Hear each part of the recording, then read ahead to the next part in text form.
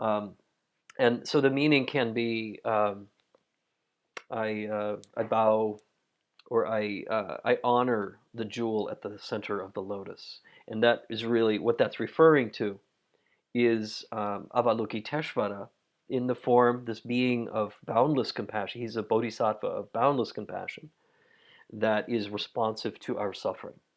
And so the jewel in the lotus is Avalokiteshvara's compassion for us, and ultimately the jewel in the lotus is our own heart, is our own sort of depth of our own loving heart. And here, this is a compassion that doesn't judge, right? It doesn't have, um, it's not laden with conditions, but it's free, it's open, and it's stable, it's strong.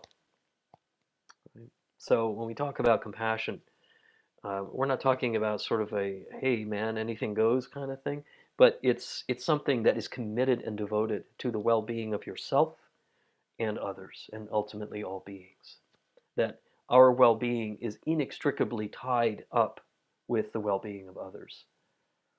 Um, and the other thing I want to mention too, that also is relevant to Shantideva's text, is that it's not a sacrificial thing. It's not a I deny myself until I'm exhausted and I'm um, basically so burned out by practicing compassion, but rather um, that's not the point. The point isn't that you basically burn yourself out through it, but rather compassion itself is energizing, just like a light bulb that lights, or a candle that is lit, lights another candle and doesn't lose a thing, but simply the room is brighter.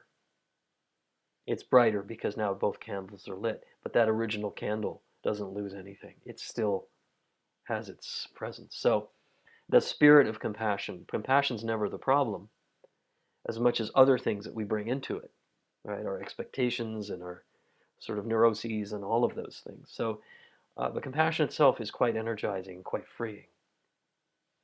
Anyway, we can talk more about this later, but the spirit of this chant, Om Mani Padme Hum, is really, to sort of awaken the jewel at the heart of the lotus.